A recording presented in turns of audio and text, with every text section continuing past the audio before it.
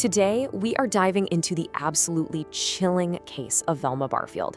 She's a woman whose story really forces you to ask, what does a serial killer actually look like?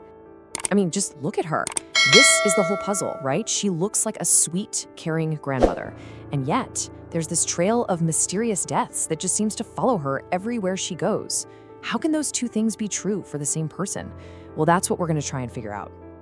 So where do we even start with a story like this? Well, we're not actually going to start at the beginning. We're going to jump to the end of her killing spree, to the one murder that finally brought all of her dark secrets crashing down. Okay, so the year is 1977. Velma is in a relationship with a man named Stuart Taylor, a tobacco farmer. From the outside looking in, it just seemed like a quiet, normal romance. But, Velma was hiding a secret that was quickly spiraling out of control. And that secret was a pretty serious addiction to prescription drugs. To get the money for her habit, she started doing something desperate. She started stealing from the man who trusted her, forging his name on checks from his own bank account.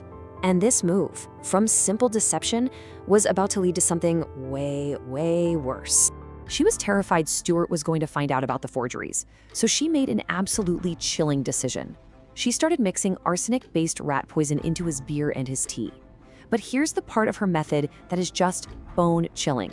As he got sicker and sicker, she was the one who volunteered to nurse him back to health. It put her in the perfect position to keep poisoning him, all while pretending to be his loving caregiver. This time, though, her crime didn't just get swept under the rug. An autopsy was performed on Stuart Taylor, and the results were crystal clear. He had been killed by arsenic poisoning.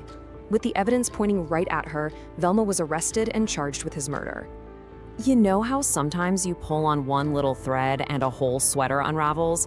Well, Stuart Taylor's death was that thread. Investigators started taking a much closer look at Velma's past, and what they were about to find was truly horrifying. And this timeline, it reveals a pattern that is just so disturbing.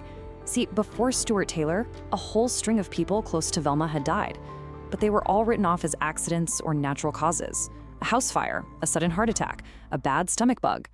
Once arsenic was found in Stuart's system, though, investigators started looking at all these unfortunate events in a brand new, terrifying light.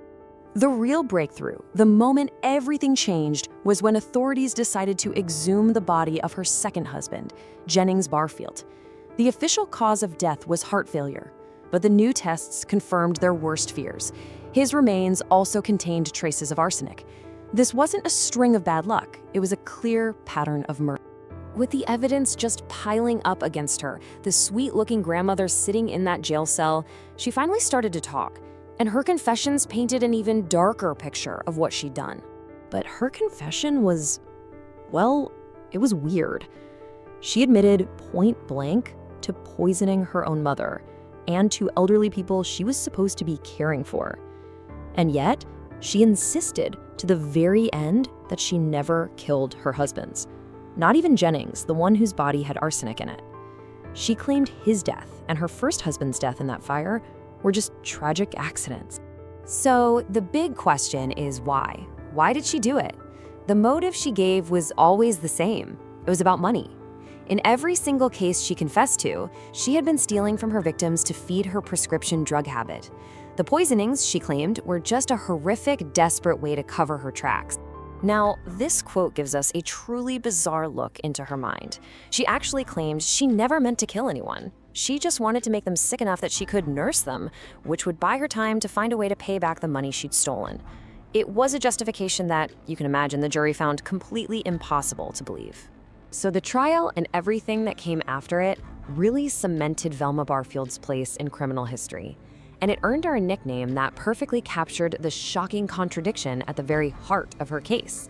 The media started calling her the death row granny, and the name stuck because it just perfectly summed up the public's absolute horror and fascination.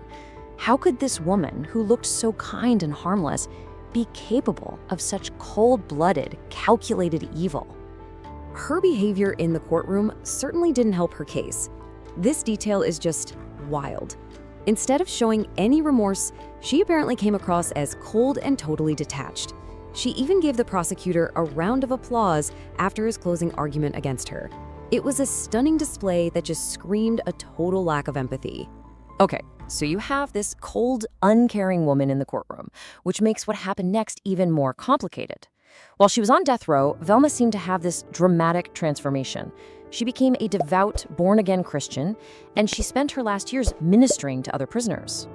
But that transformation, whether it was genuine or not, wasn't going to change her fate.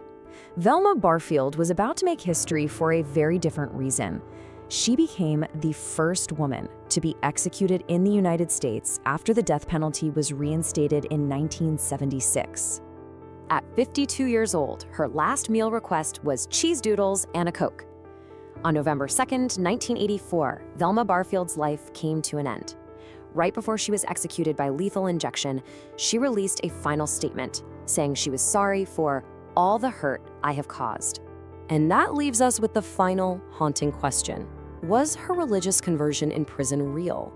Was she a genuinely repentant sinner?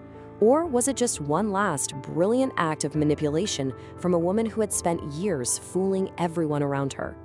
The story of the death row granny is a chilling reminder that evil doesn't always have a scary face. Sometimes it looks just like a sweet old grandmother.